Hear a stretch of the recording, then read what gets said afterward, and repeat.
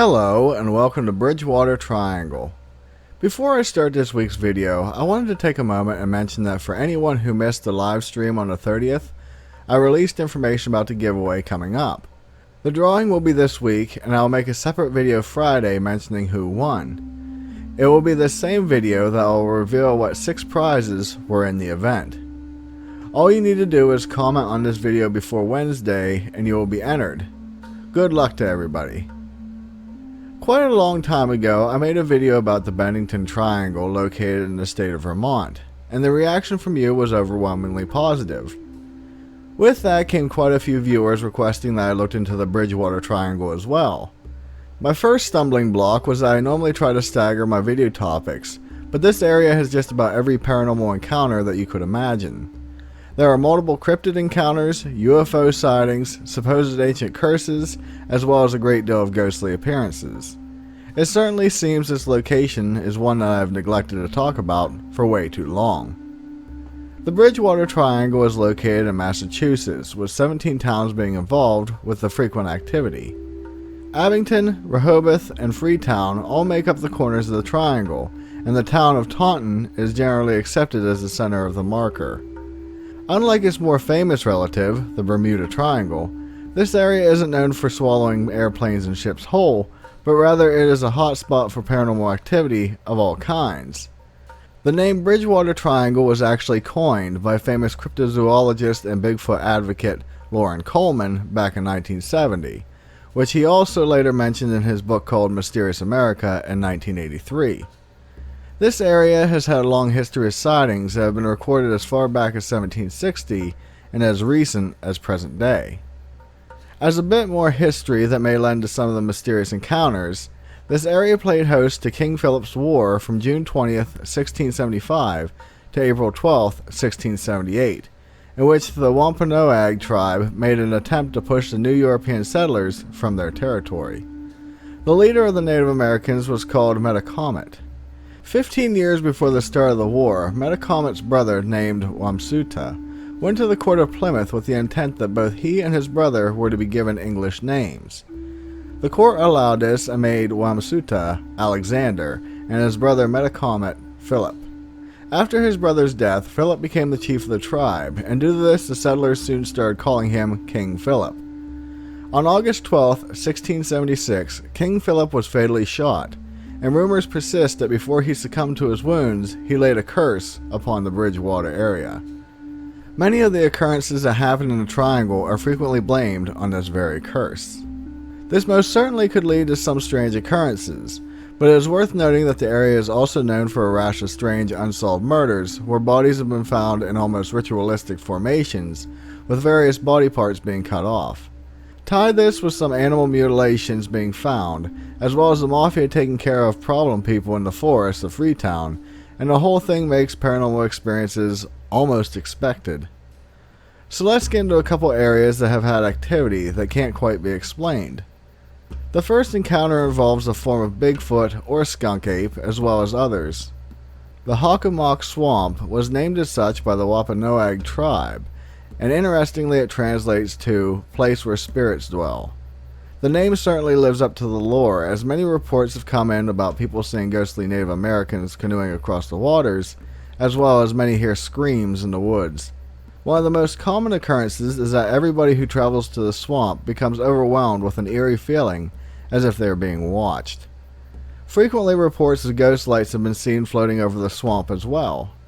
Outside of all this, there are at least 4 separate cryptids that have been spotted near or in the swamp over the years. One such sighting involves the legendary Thunderbirds of Native American lore. In 1971, Police Sergeant Thomas Downey was driving near the swamp when a huge 6-foot-tall creature with a wingspan of 8 to 12 feet suddenly rose from the swamp and disappeared into the tree line. Sergeant Downey reported the encounter to his station, and he received much ridicule due to what he had claimed to have seen.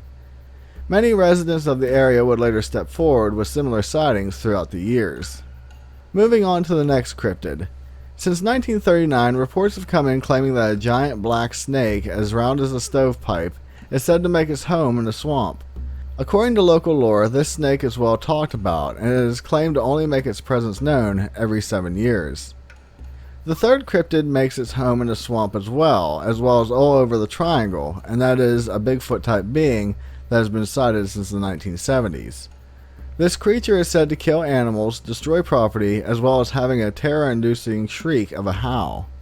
On April of 1970, 2 police officers reported a strange activity on a farm, and while they were waiting in their car to catch sight of the perpetrator, they suddenly felt the back end of their car lifting off of the ground. Shocked, the 2 men shined a light towards the back, only to find a large, hairy, ape-like man holding onto their car, which it quickly let go and run off after being spotted. In 1979, a man by the name of Joe DeAndre was standing near the water of the swamp when he suddenly became overwhelmed with a sense of dread. When he turned around, he saw a large brown ape-like man standing in the woods 200 yards away. In 1996, a trapper by the name of John Baker was in a canoe laying trap lines in the water when he suddenly heard a loud crashing sound on the shore. When he looked over, he spotted a hairy creature making its way into the tree line. The one thing that stood out in the encounter was the intense smell of a skunk emanating from the beast. There are reports that on an island in the middle of the nearby lake Nippanicket, sightings of a small hairy being with red hair has been spotted since the 1980s. Investigations were done on the island to discover what this being was, but nothing was found, leading many to assume it could have been a young Bigfoot or even the next cryptid we're going to talk about, the Pukwudgie. The Pukwudgie is a being found in Native American lore that is about 2 to 3 feet tall, has smooth gray skin, a long nose, and ears. This being is said to have been friendly with humans at one point, but now enjoys causing us havoc. The cryptid is said to kidnap people, blind them, injure them with their weapons, or even push their victims off of a cliff. The activity sort of ties in with another well-known landmark found in the triangle, and that is Profile Rock. The site was used by Native Americans as a lookout, and to this day people claim to see the ghostly form of a man sitting cross-legged on the rock. Another legend involves a girl jumping from the rock to her death when her lover failed to meet her at the location. Many people claim that when standing on the rock, strong thoughts of jumping off of it fill their head. Maybe the Pukwudgie is playing a part in that activity as well as the lover's death. Another story that I would like to impart that could play into the Pukwudgie activities involve the multiple accounts of people turning up missing. Most of the time, if they are found, it isn't good news for the families. But one incident that occurred near the swamp is quite puzzling. A little boy by the name of Aldi and his sister were playing when suddenly Aldi disappeared. The police searched for the boy but couldn't find a trace as to where he went. Oddly enough, after 24 hours, the boy walked out of the woods carrying mud and sticks and asked if anyone wanted to buy flowers. The boy said he didn't know what had happened to him, but he just felt the need to pick flowers in order to make himself rich. Moving from cryptids to ghost encounters, the center of the triangle is actually the Taunton State Hospital. The facility was built in 1854 with the purpose of being a psychiatric hospital. Over the years, its buildings have fallen due to the ravages of time, but many of the buildings are still utilized for the same purpose. Within the facility, patients as well as workers have seen a ghostly black shadow being making its way down the halls or crawling along the walls. The spirit is said to frequently stand in the corners of patients' rooms and just stares at them. Other stories state that frequently workers would be walking down the staircase and something invisible would physically stop them from making it to the bottom step. Strange markings have been known to appear on the walls while no one is around, and one story involves a graveyard located on the property. A patient managed to escape the hospital and decided to hide out in the graveyard. While there, he felt cold hands on his shoulder and he thought his escape had been found out. He turned around to find that no one was there, but he quietly heard a voice whisper, "Leave," in his ear. The patient ran back to the hospital and refused to escape again. Two of the most famous ghost stories of the Triangle come in the form of what many of us know to be urban legends. The first is that there are tales of a tractor-trailer coming up on vehicles on Route 138, with its horn blaring, and witnesses have physically seen the truck and the driver as it passes them. The only problem is that once the truck gets around the vehicle, it quickly vanishes from sight. The other story involves the famous ghostly hitchhiker, and one that will appear in the back seat. Although this story has a bit of a twist, as the being is said to be a man with red hair, where normally stories state it is an old woman or young girl. The most famous telling is that in October in 1984, a couple named Harry and Sheena Hansen were driving on Route 44 when their car broke down. As Harry ventured out to find a payphone, he came across the red-headed man. He asked the mysterious man for help, but he didn't receive a response.